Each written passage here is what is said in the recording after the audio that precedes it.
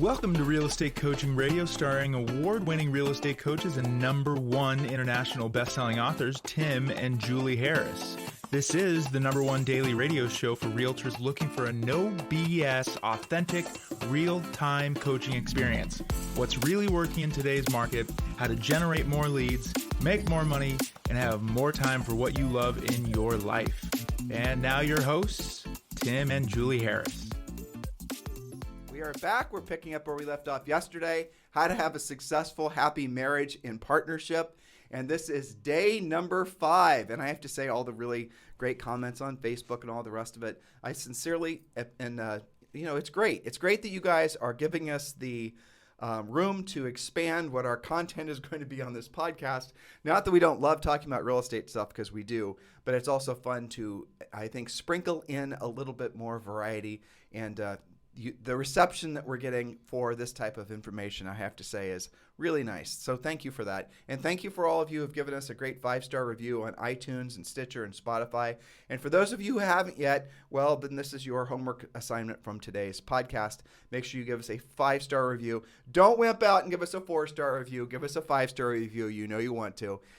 Over on Spotify, or ideally on iTunes. And if you're listening to us on YouTube, please do subscribe to the channel. We sincerely appreciate it. And Julie, so we're picking up where we left off yesterday, and this is part 5 of 6. We're going to be ending on Valentine's Day at how to have a successful, happy marriage and partnership. So, Julie, did you get any direct contacts from folks with regards to? Yes, a lot of. Well, this originated we wanted to do this for a while, but the original idea was indeed a special request from 3 or 4 specific people. And I think you would agree, over the years, we've had many requests to cover this on different levels. Why have we done this before, honestly? I think we kind of felt like it was maybe a little bit out of the wheelhouse, because we usually have very pointed, very specific, dollar productive, business points. But I think this is really important. I'm glad we're doing it. But have you thought about, other than that, though, what you just said, obviously I agree with, but do you have any other reasons why we wouldn't have been talking more about these types of semi-personal topics? Because people really like it. I think that maybe we had a reticence because people are so easy to trigger with certain words that wouldn't have. You and I were joking yesterday about, back in the olden tongue, when you could use specific words that had specific meanings and didn't have 100 ways to read into what you might have possibly intended, which you didn't intend. Yeah, we were joking around. We're referring to the way people talked, say, 5 years ago as Old English. Yes. Versus this New English. Yeah. What you need a special decoder ring to understand half the time. Exactly. And it is really kind of shocking how people sometimes will take things out. It's really the out of context stuff, which is really kind of scary. Is how people just read one little blurb and spin it off in some other direction. But really, our quest here is to help you guys. That's really, I think, what most of you understand. That's our mission. We're just trying to make your lives better. And by making your lives better, we're going to, improve. That's our little contribution to society, frankly. Because if we can help individuals, if we can help you make in this case, your relationships better, then you'll make your business better. Because it's an interesting way it feeds. The reverse benefit is that if you're happy at home, if you're more motivated, we talked about this the other day, right? Every man and woman need effectively 3 things to have a sense of well-being. They need someone to love, and you can expand on that, obviously. They need a sense of purpose, or a meaningful job, or something to do with their living, and they need something to look forward to. And if you have those 3 things, generally speaking, you're going to have your head fairly well screwed on. And so if we can bring some resemblance of normality to your lives, sanity, then I think we've accomplished our goal. And again, this topic is something that's going to open the door for Julie and I talking about more things. We are going to be expanding the podcast probably starting next month and adding more shows, actually. So we'll have more than 5 per week. We're probably going to do some interview shows. So many people want us to interview them on the podcast, but also inviting us to be on their podcast, all the rest of it. We've kind of resisted some of that for a whole variety of reasons. But we're going to start doing more interviews. And the rules, I'm going to have actually anyone that we interview on this podcast, they're going to have to agree ahead of time that there's no taboos, no topics that are going to be off limits. Because a lot of times you'll get somebody on and they'll have 3 or 4 points. And we did interviews in the past. And they show up with an agenda. And the agenda is, once they're off those 4 or 5 points or whatever it is, they can't talk about anything. So they're going to have to not only be able to express themselves and talk about a wide variety of topics, but they're also going to have to be able to defend whatever it is they say. And I'll give you, for example, there was a guy, I'm trying to remember, this was a tech platform. This was probably 7, 8, maybe even 10 years ago. Okay. And we had him on the podcast. Oh, I do remember now. I won't mention his name because he got in trouble after he said this. But he was some founder of some big tech company. It was a CRM. And this is back, it was a webinar. It wasn't even a podcast. Now I'm remembering all this. So he actually said that there had been a bunch of studies that had been done. And remember, this guy sold CRMs for a living. That I'm trying to use his words. It invalidated the concept of long-term lead follow-up. And this information had been done by, I think it was Harvard or Yale or some, Harvard Business School. Not a real estate entity. No, not a real estate entity. No one had a dog in the fight, basically. It was some study that was done at a very academic level trying to prove whether the long-term lead follow-up, and I'm talking about drip campaigns, are even worth doing. And remember, this dude sold a CRM for a living. And the whole concept behind CRMs is, yes, to organize your data, but the way it's sold to agents is that it's going to be, you're going to create these long-term lead follow-up campaigns, and those long-term lead follow-up campaigns are going to act as your silent salesperson. And you're never going to have to actually learn how to, have conversations with folks because you're going to digitally, drip on them. Nurture your database. Exactly. You guys have heard all this before. Well, we knew that was not true. And we had read similar studies, but the reason that we knew it wasn't true is because all the tens of thousands of coaching clients we had over the years who had all validated that it wasn't true. And it was so he shows up to this interview and he starts talking about the fact that long-term lead follow-up is absolutely a waste of time. And he was saying this, and it was so powerful because he actually cited the research. I really should unbury this and find out what he said. Afterwards, he just catches a mountain of shit, not from agents, but from investors, because he told the truth. And he begged for us to take the interview down. And we did. And we did because we didn't want to have the guy get, financially hurt. But we did take it down. That. But so those are the types of situations that if you're going to be on this podcast and you're going to be interviewed, you better be ready to defend whatever it is that you're saying is true. So if you're going to be on here and you're going to start telling us that you get all your business from social, we know that's not true, and so we're going to unbury that. We're going to, reverse engineer whatever it is you say, and you better be willing and able to actually defend it with numbers. So that'll mean ultimately we won't have a lot of people requesting to be interviewed.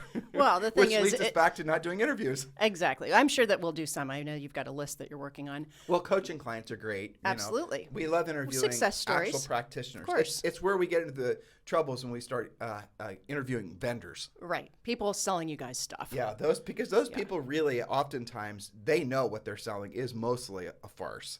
It is, but it's a different relationship than what we have with our listeners. Yep. Because they don't really have any accountability whether it works for you or not. There are many people standing in line right where you came from, getting licensed this very moment, which will be the next people they sell something to. So it is a totally different relationship. But I think that there's probably some valid ones, some that will be valuable to them to hear. But it's funny the picture you painted about interviews are not always just like these 5 questions. I'm going to ask you this and you're going to answer that. You like to do, I think they call it a long form interview where you dive a bit deeper and you pull out the facts and you get somebody to be introspective. And since neither one of you really know where that's going to end up, that requires that your guest be transparent and willing to go down that potential rabbit hole with you. And you never know. Well, the interviews that I hate the most. We're listening to an interview. We're going to talk about some controversial stuff, at least for some of you. So Lex, what was his last name? Do you remember? I can never remember his last name. Yeah, very. I think he's on a scale of 1 to 10, probably a 7 out of 10 as far as being an interviewer. So he's interviewing the CEO. Warning, of Pfizer. Don't be triggered. Of Pfizer. Yeah. And he asked the question. And Lex is an engineer. He's a scientist. And he asked a very, pointed question about whether children of certain ages should be getting vaccinated. And the guy, and essentially and which Lex had talked about on his podcast before. And by the way, this is only maybe a month ago. And now it's essentially you guys noticed that the mask mandates are going away. You notice all the talk about vaccinating children is going away. You notice that in essence that even the booster talk is going away. Even the booster talk is going away. The federal government now is saying that basically they're having to respin the whole conversation about whether we're in some sort of pandemic. The fact is the pandemic is effectively over. And now is it over for people psychologically? No. And a lot of people are going to be harmed forever. there's a lot of studies out showing that children, because of the fact that they had to live through the pandemic, are going to have, potentially a loss of their ability to read faces and communicate. And there are going to be speech impediments from little kids that never learn how to speak properly and all the rest of it. So the long tail damage as there's all this pandemic is going to be pretty severe, not to mention all the poor souls that were lost.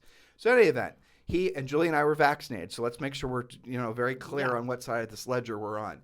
He asked the Pfizer CEO about vaccinating children, and it was a question that would have been answered correctly if it was being answered honestly with numbers. Well, this is how many people this, and this is how many people that, and this is the stats and facts. Okay, well, the fact is, and the facts are, that children don't get sick from Omicron. It's very, very rare that anyone even died of COVID that didn't have multiple comorbidities. We have learned all that in the last, almost 2.5 years. So the guy from the Pfizer answered the question not in a, I would say, honest way. He started telling a story about how I have to, so Lex asks the question, the guy answers, I have to deal with parents every day asking me, when am I going to get my children vaccinated? I'm vaccinated. My dog is vaccinated. Well, by the way, they were starting to come out with vaccinations for dogs. I'm not making that up.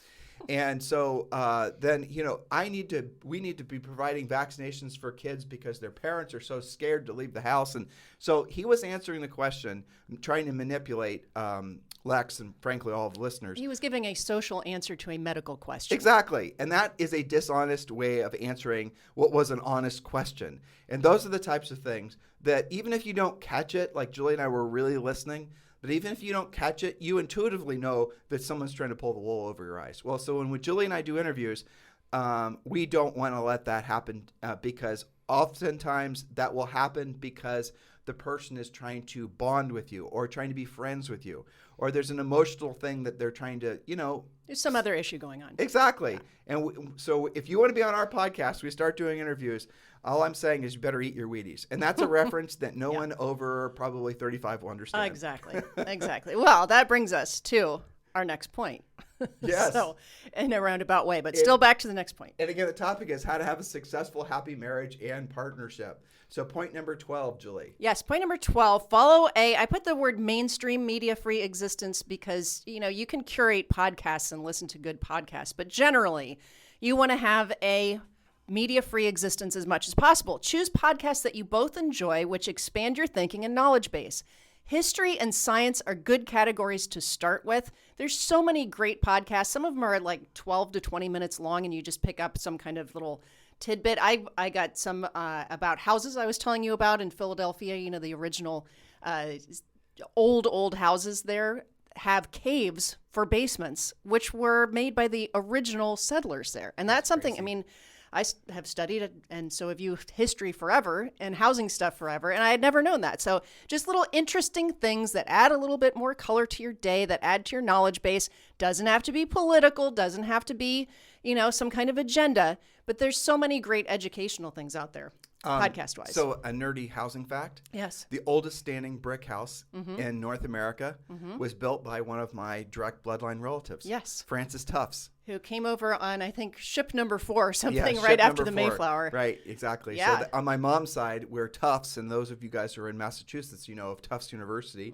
Yes, I stem from that bloodline, and no, I wasn't, because he was like a great uncle. And my brother and I both tried to get scholarships to Tufts, and they said no because you're Not great, exactly, not direct. But yes, that is our family, and the oldest standing brick house in North America. You guys can Google it. Was built by one of my relatives, which is pretty awesome. But the point is, don't tune into stuff that's going to mess with your mindset, because that can also creep into your relationships, your marriage, your partnership. You want to curate what you're putting into your head. And that's part of your environment that we talked about yesterday. So like we were listening, you and I listened to, what was the one that I just tuned you into? The George Carlin, or no, not George Carlin. The Hardcore History is Hardcore one. History, yeah. That one's really good. That's a long, that guy. Really long, really deep dive into particular topics, but also very interesting. It is interesting. So when you start sharing those experiences, and again, we try to stay inside our wheelhouse about real estate and being a business owner, all the things, right? But we also intentionally try to meander outside and look for things that we're not overly familiar with. Because what happens is when you're listening, for example, to something on history, and this happens all the time, it will shock you how frequently you discover your understanding of something that happened historically is incorrect or was biased one way or the other. Or frankly, you didn't even know about it. That's where I am embarrassed to admit. Well, there's actually a podcast called Stuff You Think You Know. Yeah. And it just basically throws that under the bus and says, well, here's what's actually true. Yes, because over time, when some, the old saying people study stuff. The victors write the history. Yeah. But also over time, when someone's deciding, okay, well, we're going to teach these kids what history is, there's going to be some omissions. Otherwise, these books are going to be massive, right? And so some of those omissions of what actually happened are the most interesting parts of the whole entire story. And when you see the contextual differences, it changes your perspective. Now, how does that translate back to your business and personal life? Because those same contextual differences that all of a sudden reframe something that you thought just was, will then have a side stream benefit of you then allowing yourself to reframe what you believe is true about your current reality, or in the case of keeping with the theme here about your marriage or your relationship, or how you interact with the rest of society. Like, for example, a lot of people, it's the old thing is history, in essence repeats itself. And it does in some variations, because what happens is that, so we went through a pandemic, and now we're going to go through some big inflationary bout. A few years ago, there was basically a housing crash, which probably really realistically will be remembered as a depression, all these different things. Sure. But how many generations does it take for people to forget the lessons that they were supposed to have learned? Well, I'll tell you. Not very many. There you go. Yes. Because what happens is all of these things that we're experiencing now, if you study history, we've gone through before. Civilization has dealt with before. There have been pandemics before. There have been, depressions before. There have been all kinds of these things before. So if you want to have a good forecast of what's going to happen next, look to see what happened after those things happened, 300 years ago. Well, that's why they're saying due to our historic inflation, historically, there's been a recession afterwards. And they can chart that. That's not speculation. That is historical fact. I heard a report today that the cost of used cars, the cost of new cars are up like 6 to 12% depending on brand, but the cost of used cars are now up 45%. Well, so that's amazing. Here's one. So this is what people using their limit. You think the history, like all of us have this bias, right? Especially young people, and I was a young person once too, and I had this. You're bias old enough as well. to remember. You limit your I would say your perspective, unfortunately, to what your own life experience has been, and you overly rely on what you were told, and you don't go outside of your own wheelhouse to do your own homework to validate or invalidate some of the things that you believe are true. And then what happens is basically that momentum of those sort of dysfunctional thoughts carry forward to the rest of your life, and you never reach your full potential. These are the things, unfortunately, that happen. But I'll give you one that was recently spun, because you guys can all then relate. So inflation. Now, Julie and I have never lived through inflation. The last bit of real substantial inflation happened when we were little kids. Many of you, half of you at least, weren't even born, right? It was Jimmy Carter and it was Paul Volcker, and interest rates went to double digits. And, we heard these folklore stories being told. Gas prices, all and gas lines. Exactly. So we had some memories of that, but not really any. Our memories came from our parents. But here's what we do know, and this has happened in history many times before, when there has been essentially a fiat currency. I don't want to get too ahead of my skis here because I'm not an economist, but in essence, when a fiat currency has been flooded in the market, overproduced, when governments have, the next thing that happens is when there's too much debt, governments will print more dollars and in essence pay off their debts with inflated dollars. That's in essence what we're experiencing now. So it's very predictable. But what was happening was when this inflation started, what was the spin? It is temporary inflation. It's going to work itself out. Well, if you'd done a little bit of homework, you'd realize that most inflationary bouts like what we're experiencing now last 10 years. So if you believed that here's the other thing I saw happening. This especially wasn't happening in real estate. And I see people that are still making this. I had this conversation yesterday with someone. I'm going to wait buying a house because I think there's going to be a housing crash. Well, why? Well, it's because there was before. And whatever goes up must go down again. Based on what? I asked this person. Well, based on the fact, what I'm talking about, based on the fact that this is the cycle that it did before. Well, can you show me historically where there's been an inflationary double digit is where it really is, time like this where the real estate has deflated at the end of the inflation? Can you show me an example of that going back? And it doesn't even have to be U.S. history. And the answer there is not one. Because what happens is once this inflation settles in, Obviously, there's a lot of shock and awe initially, and that's what we're experiencing. But after it settles in and everyone's sort of normal and wages finally catch up and everyone sort of gets used to paying these higher prices, there's a really fun study. You guys should research this yourselves. The Campbell soup, cost of a can of Campbell soup. And what you'll see, and again, Google this yourself because it is fascinating. So they've been making Campbell soup, forever, right? Basically the same product. And you can chart on these, and so they show the cost of Campbell soup all the way back in like the 20s. And then it shows that the actual price that you paid was, I'm going to make up the numbers, I don't remember, it was like a nickel, right? It was always the same. It was the same for generations. If you are paying the same amount for a can of Campbell soup that your grandma did back when she was your age. You guys getting the point? But then all of a sudden, something weird starts to happen in the 70s. Then all of a sudden, that Campbell soup now starts to skyrocket in price. Well, what the hell happened? Why did that happen? Why was it essentially, what we saw is for long periods of time, there really was no inflation. Now people say, well, it's normal for there to be 2 to 3% inflation per year, whatever. Well, research the history of things before you just parrot back something you heard without validating or invalidating the source of the information. Because then what you'll discover is what I'm saying is true. And so where did the inflation really start? When we went off the gold standard. Again, I'm not going to start boring you guys with all this, but I will leave this if you're really wanting to be a nerd. This is a book that Julie and I really enjoyed a few years ago. It was called A New Case for Gold, and don't go off into any tangents in your mind because of the title. Some of you are going to all of a sudden start, manifesting things because of the word gold, because again, you've been triggered in some way. Just read the book. It's written by Rickards. Right, I think it's Jim Rickards, something like that. Yeah. But it's called A New Case for Gold. The fascinating part of it, in which Julie and I both enjoyed listening to, was how the actual Federal Reserve came into formation, when it happened after World War II. Again, the history of it all. And when you learn the history of how the actual monetary system in the United States, and really as a result the entire globe, was formed, I promise you that it'll reformat the way you look at money. It's so interesting. But that goes to the point of update your thinking all the time. Yep. Is what you believe because you heard it on some kind of news entertainment show and it was speculative and it's trying to make you think a certain way, or is it actually historically accurate as learned by somebody who professionally studies that or is an actual economist? And I'll say there's such a massive difference between those two things. Since we're talking about media, even though they're all media, pay attention, be introspective and be observant.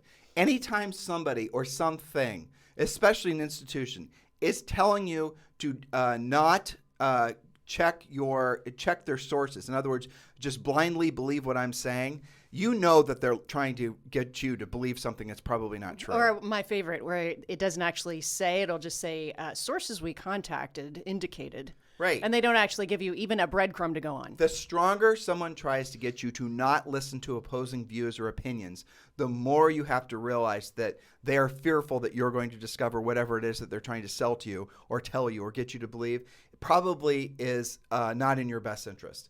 So be introspective and be observant of how aggressive certain entities are trying to get you to believe something. And then you have to say, this person really must have a lot invested in me having that perspective. And I'll add to this. When you see the levers that they're trying to pull and the dials they're trying to spin are emotional, when they're trying to manipulate you through your feelings, you know that they're lying because they don't have any ground to stand on. Otherwise, they'd be using numbers and facts, not trying to manipulate you through your emotions. But this goes back to the point number 12. Be media free, because even you can have the highest IQ, the most intellectual curiosity ever. You can completely and totally done your best to fend off any kind of, I think, insurgent, malfeasance in your mind. Mm-hmm. Sure. But what will ultimately happen is some of that shit's going to sneak in, and so the best thing for you to do is purge your life from mainstream media. Purge your life from commercialized media, because at the end of the day, all they're trying to do is get you to be triggered to react to certain things so they can sell you advertising. And I think there's going to be a hell of a lot of information that's going to start pouring out about how honestly evil some of this stuff has gotten. And I'm talking about Google. I'm talking about all these other different widgets, that's been created to manipulate your habits. not provide information, but to provide specific information that has an agenda with you believing it. Well, we were listening to a very interesting podcast about that, and that might make for a good show for us to share some facts.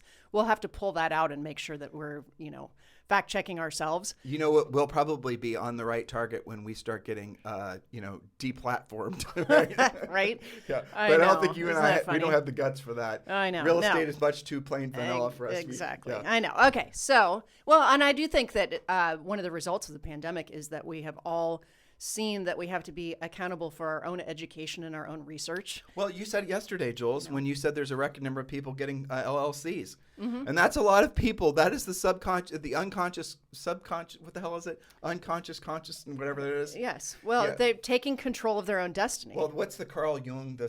He said that there's the conscious and then there's the unconscious, the collective unconscious. Right. That's a Jungian. Yes, collective unconscious. Well, so you can see based on behaviors that there's a lot of people out there that are beginning to wake up to the realization that they have to be more in control of their own destinies. And boom, you have a massive influx of new people forming businesses. And boom, you have a massive influx of people getting into real estate and wanting to get into real estate. If that doesn't tell you the direction where our country is going to go, nothing will. You're just ignoring it. Well, that's the bubbling of independence, isn't it? Exactly. That's Americans getting back to being what we all really are, which is rugged individuals. As much as the collective forces have tried to force us to be collectivists, we are not. No, we are not. There's no utopian future. We're all going to be sharing. Okay, let's talk about a little history lesson since we're on a tangent.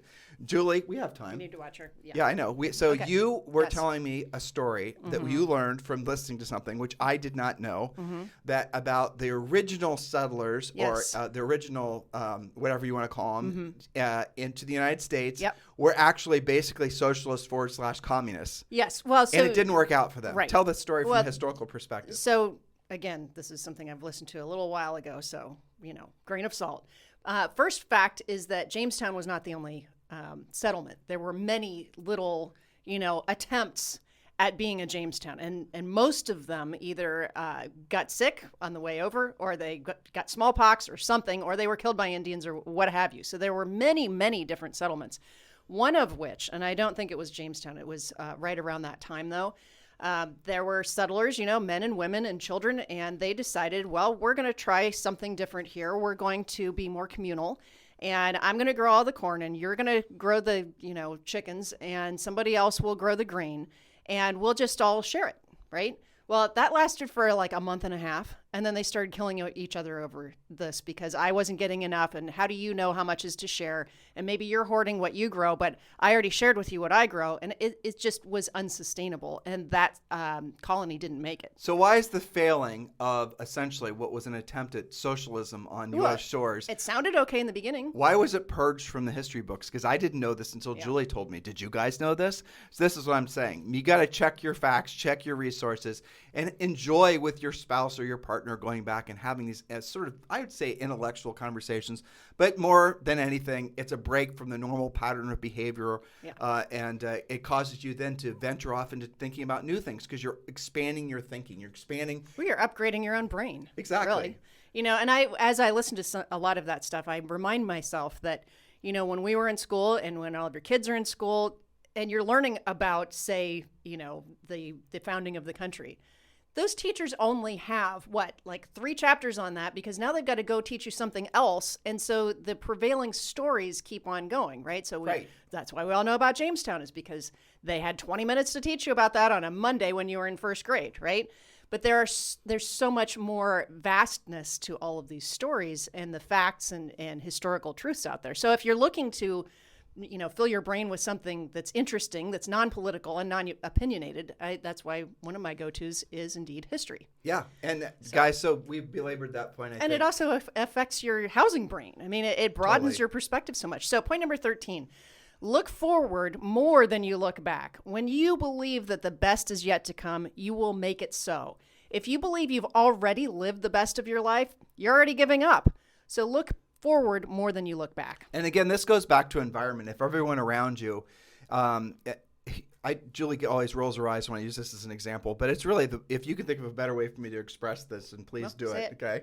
But, we're from Ohio, and I promise you, when you're 50 and you're in Ohio, chances are your experience on planet Earth is not the same as if, say, you're 50 and you're in Southern California. Depending on your environment, you have a completely different approach and perspective to what you expect from life. And it is very fascinating. Now, some of you guys are going to say, and you're going to be right, that it's the outdoor environment in Southern California, for example. You can go out and do a lot more exercising and whatnot. It does help. It does, absolutely. Yeah. But really what it drills down on is the willingness to be exposed to things that are different than your immediate environment, and your willingness to actually, take action once you're exposed to those things. And we don't need to really, I think, talk about that much more than that. But really the responsibility that you have to yourself, to your spouse, to your partner, is to make sure you're not essentially rooted so deeply into your particular environment that you've become, old too soon. Or stuck. Or poor or anything because of the fact that everyone around you in your environment is the same way. And it is very, very, very easy. Matter of fact, I would say it's natural to fall into that trap.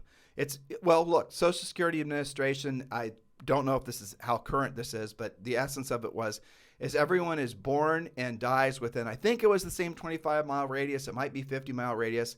And you don't, so that. And the second fact to that was, and they are also either dependent on the government financially or on their own kids financially by the time they get, grown up. Right. So exactly. So over 90% of everyone, once they reach the age of retirement, whatever that is, are either dependent on the government or a family member or both just to basically survive. So people have their entire lives to basically create some financial independence for themselves, but they don't. So you got to look again, why is that? It's because we're following these tribal behavioral patterns that are really not needed anymore, especially if you are going to, frankly, seize on all these technological evolutionary things that are happening or revolutionary things that are happening. Yeah, so look forward more than you look back. One of the best ways you can do that is to actually set real goals. So if you don't have your treasure map done yet, that's the way to get there. That helps you to look forward more than you look back. What are you looking forward to on a yearly basis, on a quarterly basis?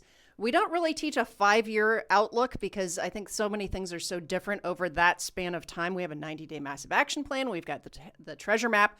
So you've got to be looking forward more than you're looking back. You know what? I just thought of something. Whatever happened to that alien story that was starting to bubble up last year? Yeah, that has kind of dried up. I know. We have need to more. Follow some more breadcrumbs. It's almost like there was all these government releases about aliens. Well, because they snuck that in on us. Yeah, distracting us from something. I don't know. Exactly. Well, yeah, but anyway, now we sound like future show. No, Google aliens. We're not conspiracy theorists. They're like, okay, I'm out. Though when we did go on our road trip last year, we did go to Roswell, New Mexico. And by the way, the navigation was scrambled all around that area. It was true. Yep. Yeah. It was scrambled. But go to Instagram and you can see some of our Fruit Loop pictures from our big trip last year. Exactly. But we did drive all the way out to the middle of nowhere to go to Roswell and saw the whole. It was awesome. The whole shebang about all the alien Mickey Mouse. But in any event, yeah. But here's the real thing. The real reason, if you are believing, again, this goes back to being media free, that your tomorrow is not going to be better than your today. If you believe that, because, again, you'll reinforce it with the inputs from all your different media sources and even people, then what effect does that have on your today? A, you're not going to take care of your health. B, you're not going to take care of your relationships. C, you're not going to take care of your finances. And the list goes on and on. And what does that result in? You are indeed instilling, or I think solidifying the fact that your future will suck compared to your present reality. Well, here is a fact.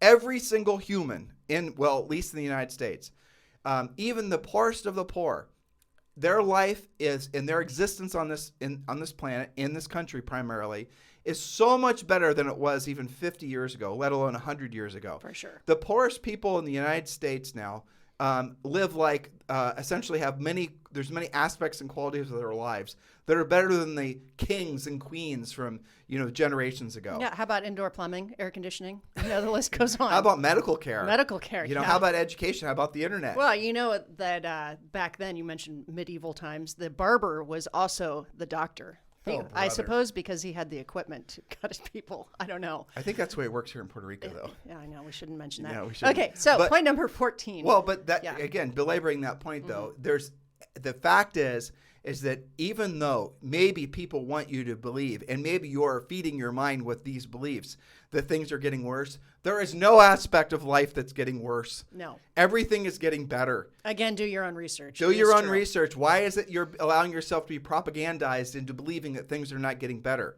What is the agenda of the people that are trying to get you to believe that? What is your motivation for wanting to believe that? And from a coaching perspective, here's what it roots back to.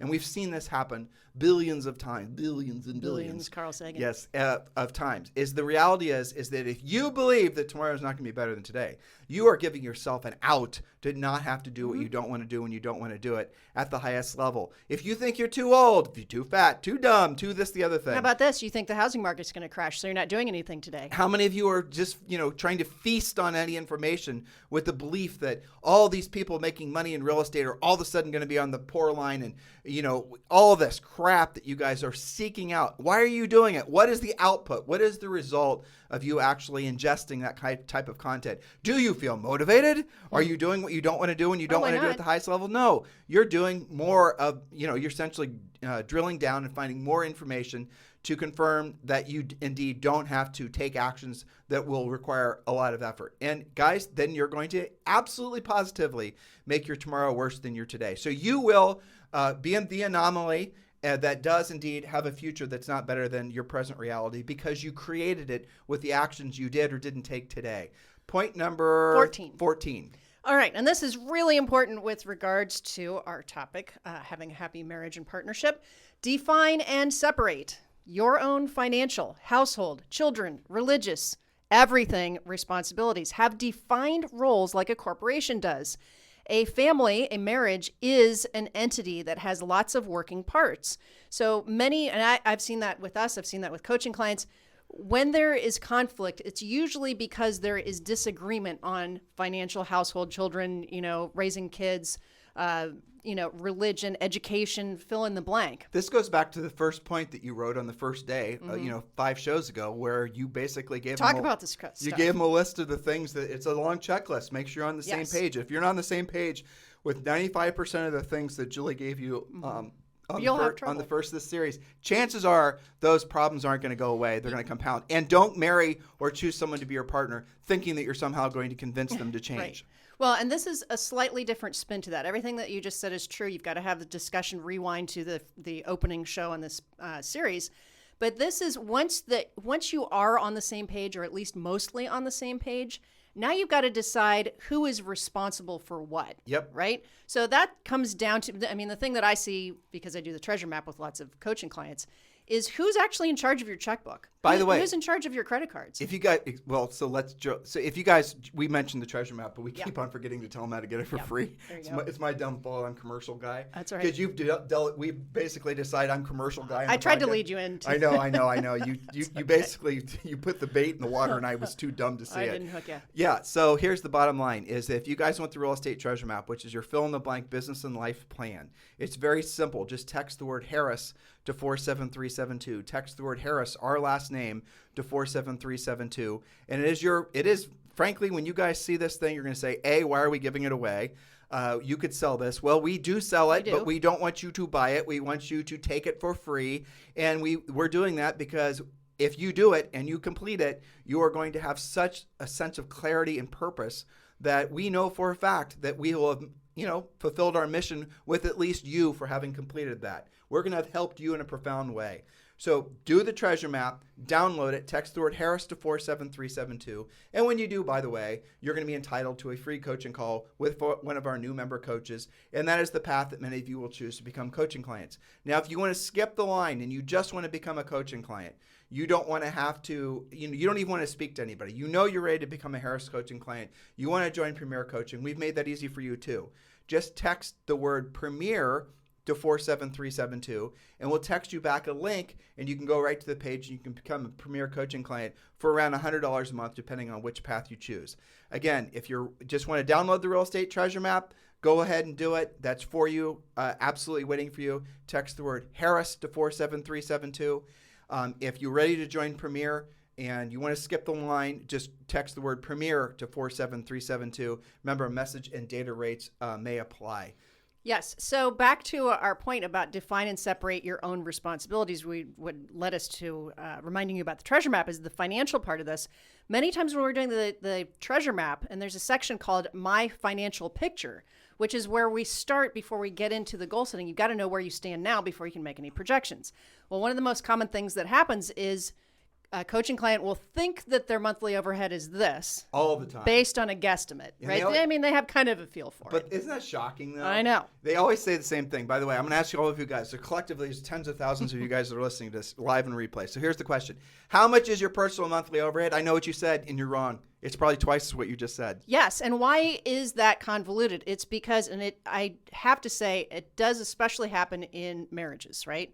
Because maybe you're the one writing checks, but I'm the one paying the credit cards, and maybe I do that fairly regularly, but I don't really have anything on auto draft. And then when an extra bill comes up, maybe we put that on a different credit card, and there's no real congruence of your financial picture. So what your picture is in your head of what the monthly overhead is maybe a bit different than what mine is because we haven't combined forces to be real about it. And this does make them squirm. This is a kind of an uncomfortable thing, and they work through it. You have to work through it because you can't really be a responsible adult not knowing your finances, right? It's, business maturity on one level and also personal maturity on another.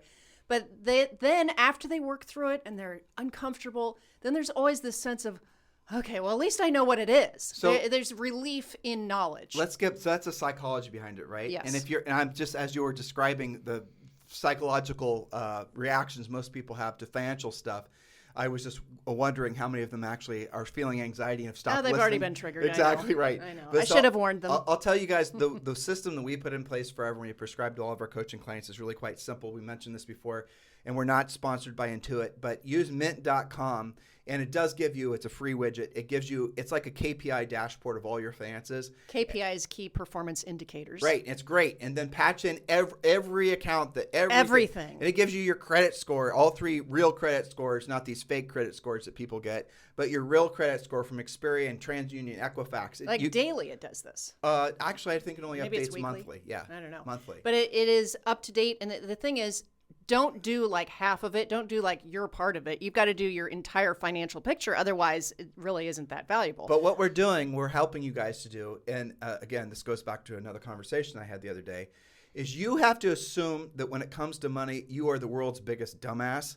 And you have to assume that you're not going to stop being a dumbass. You have to assume that your natural inclination when you have money is going to be lose the money, spend the money. You're going to have to assume that you're never going to change the way that you think about money. You're never going to be the squirrel that's storing nuts for next winter. You're always going to be the squirrel that's human nature. You're always going to be the squirrel that's going to go to Vegas and want to, basically treat all of his friends flying out in the squirrel private jet. You guys getting my point? Mm-hmm. Do not assume that somehow you're going to overcome your nature to not save. Thus, you put you put systems in place to force you to do it. And those systems would be, for example, obviously starting with Mint and then doing forced savings. And we talk about this in our book, Harris Rules. We talk about this on the podcast. Julie and I are big advocates of index funds. Research, go and Google Bogleheads 3-fund portfolio. I know it sounds wackadoodle, but just do it yourself. It's Bogleheads.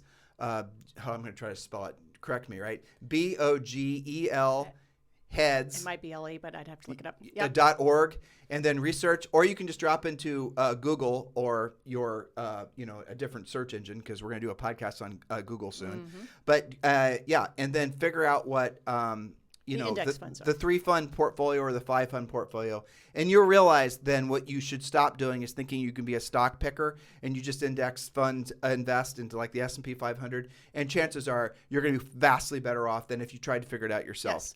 Also, if you're an EXP agent, you can set it up to automatically save for you every single month, which is really awesome. By buying EXPI stock. Yeah, that's another system, for example. So let's just talk about that since you brought it up. Mm-hmm. Buying individual shares for most of these people listening of any equity is not a smart move. Right. Because it's too much risk. Mm-hmm. What all of you should be doing until you're really, really wealthy is to buy index funds. And even frankly, after you're really, really wealthy, you should probably just still buy index funds because you cannot. First of all, you can't trust it just is too much to risk. and you have to realize that it's going against what is your permanently coded long-term operating system with regards to money. Don't trust it. And that's, buy rental properties. But when you buy a rental property, put that rental property in an LLC, put that LLC in a trust, and make it so you cannot even remotely access the equity in that rental property. Don't touch your stuff. Because you will spend it. You will be, you only live once. I'm dead a real long time. I might as well go and buy 14 Corvettes for all my friends. And that's what especially agents do. So again, put systems in place with regards to your finances. Put systems in place with regards to your household, with, how you're going to basically, raising children, having rules about that. I'm, as you guys can imagine, I would imagine you will not find this surprising, I'm much more traditional, and I would say much more Texan. and, Yes. And the parenting of our often savage child, Zoe. The savage. But between the two of us, we have certain elements that we've agreed to, even though how we've gone about doing things aren't necessarily the same. Julie is a lot more, like if Zoe misses her bedtime, by a little bit, not a big deal. And I know it's no big deal, but I'm trying to instill in this little human disciplines and understanding that there's ramifications to staying up too late on a school night. You're going to be tired and grouchy the next day. Mm-hmm. So I'm trying to help her understand this. But between the two of us, we're getting it right. And this thing. But we do talk about this stuff to our, yesterday's ending point, communicate about everything. We do talk about that, and we have basically not exact strategies, but similar strategies with regards to that. Well, religion, right? Mm-hmm. When Zoe started going to school, we lived in Texas. Yep. My mom, who lives with us, or we frankly feel like we're living with her, she here in Puerto Rico, she is a Catholic, and we wanted Zoe to have a really good foundational, the values that come from essentially having a religious upbringing. And that Catholic school she went to, I have to say, even though she only went to it for 4 years. When she was 4 and 5 years old. Yeah. That has had such an amazing, profound effect. Huge. Because now when she's around little kids that are on a higher heathen scale than her, and I say that lovingly, I'm trying to make you guys with kids laugh because you know what I'm talking about. She will actually come up to us and she will actually say this kid's acting, crazy. And then she'll sometimes even cite to us little Bible verses and things why she knows that is not how a girl or a little boy is supposed to act. And I'm proud of her ability to communicate that. And also, your mom, just since we were talking about media before, and this is all related, your mom's doing a good job keeping that going. Especially there is a series for kids called Veggie Tales, as in vegetables, where they're little, talking vegetables or whatever. But that is, I think it's on a podcast, but that has like digestible, traditional values and things that kids can understand. Were you triggered when Julie said traditional? I know. That's something in your head. You got to root that out. Were you triggered because we're talking about religion? I almost actually said Christian values, but I made it traditional. Well, but here's what this religion truly is. Religion is gives you Guidelines, right. I had a very nice long conversation with a friend of ours when we lived in California at the Long Beach Grand Prix, right? Jeremy McChesney. And he's a Mormon. And we were talking about Mormonism and, we're talking about Christianity. We're talking about religion in general. And he really was very, very studied on all different types of religion. And it was a very fun conversation, frankly. Matter of fact, I don't even remember anything about the damn race. But at the end of the day, he said something which was very, very true. He said what religion gives you is it gives you a set of guidelines in which to live your life. And generally speaking, if you follow those guidelines, your life's going to turn out pretty damn good. Yes, that's all it is. And that's it. That's it. Very right? simple. The simple rules of the road in which to govern yourself and how you coexist with other humans. And when you follow those rules, then all of a sudden, magically on the other side of it, chances are you're going to have a good outcome. Yeah. Well, it's your decision-making software that's baked into you eventually. And it helps you have some guidelines for living your life. And why not? What's wrong with that? That's true with any religion. All religions are based on a specific set of beliefs that are supposed to lead you into a good life. Right. And you can call those traditional values. You can call those Christian values. But guess what? Jewish people have a lot of the same values with basically how they conduct themselves. So do Hindus. So do Buddhists. So do Muslims. They're all based, all of it's essentially a set of rules in which you essentially live your life by. That's what religion truly is. Yes. It gives you some sense of discipline too. It makes it so everyone in the family is essentially reading from the same script. Indeed. And it gives you a place where you can go to when you're trying to resolve some external conflict or when something is entered into the relationship or the family, you can lean back into those values, and that gives you a rule book to flip through. Okay, Julie, look, on page 14, right? It says right here, this is what, this is the rules that we should be following. And then you can discuss and modify accordingly. Yeah, but it also causes you, if you marry someone who has similar beliefs, at least 90%, you also don't have to keep going back and say, well, what do you believe about that? What do you believe about that? I know that we have similar beliefs about some very specific things, and that we would make the same, if not exactly the same decisions on those specific things. That's the reason. It just makes everything easier. That's the reason you said a couple shows ago that oftentimes people that say are, for example, Catholic and Jewish will yes. Okay, and it wasn't because of the differing religions. It was because of the commonality exactly. of the foundational beliefs that's that right. are formable in the religions. Very similar. Yeah, I mean, that's what we're talking about. Again, this is, the series of this podcast. I think we sort of talked about real estate, is how to have a successful, happy marriage and partnership. And I know some of you guys are enjoying it. Those of you who aren't enjoying it and you're looking for real estate drill down, how to make money, generate leads and all the rest of it. Well, we have literally thousands of other podcasts that are waiting for you to listen to on every single podcast listing widget that there is out there. And thousands to come, too. You can go to any of your search engines and you can put Tim and Julie Harris podcast and it'll pop right up. It's no problem. You don't even have to know the name of it. But yeah, guys, so thanks for continuing to make this #1 listened to daily podcast for real estate professionals in at least the United States. And thank you for supporting us as we've perhaps gotten a little bit ahead of our skis and talking about these types of topics. If you want more of this, frankly, we'd love to talk more about stuff like this because it's more interesting. Look, we'll talk about the real estate stuff until the cows come home. But the reality of it is it does sometimes get a little repetitious. It does. And it's all good stuff. It's all great, practical, tactical things for you. But sometimes we have to do a podcast like this because it's not just about doing your deals. It's about living your life as well. And those things come together every single day for you. We know that because you know what? We used to actually walk in your shoes. So 2 days till Valentine's Day. Is Yep. that right? 11, 12, 13. Yeah. 2 days till Valentine's Day, including today. It's 3 days. Make sure you get your loved one something special. And and the last of this series will be on Valentine's Day. On Monday. You guys have a fantastic weekend. And if you need us for anything, if you guys are ready to join eXp Realty and you're looking for a proactive sponsor, please do consider Julie and I. We are formally applying for the job of being your eXp sponsor. Text me directly at 512-758-0206, 512-758-0206. And again, thank you sincerely for keeping this the #1 listened to daily podcast for real estate professionals in at least the United States. Have a fantastic day.